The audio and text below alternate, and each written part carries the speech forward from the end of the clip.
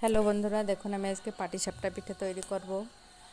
কত সুন্দর পাটিসাপটা পিঠা। তার জন্য আমি নিয়ে নিলাম 1 বাটি চালের গুঁড়ো, 1 বাটি সুজি, আর আধা বাটির চেয়ে একটু বেশি চিনি, আর 1 বাটি মতন দুধ দিয়ে দিলাম। নুন দিয়ে, স্বাদ মতন নুন দিয়ে এটাকে ভালো করে গুলে নেব।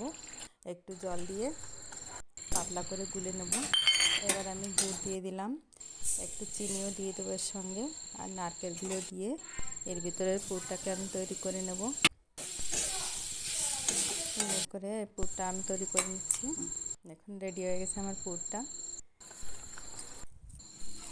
এবার গোলাটা ভালো করে গুলে একটু তেল লাগিয়ে ব্যাটারটা দিয়ে দিলাম।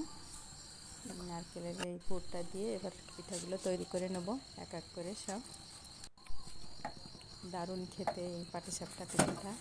আপনাদের কাছে কেমন লাগে প্লিজ কমেন্ট করে জানাবেন। আমাদের বাচ্চাদের কাছে খুবই ভালো লাগে, এই জন্য আমি পিঠাগুলো তৈরি করলাম।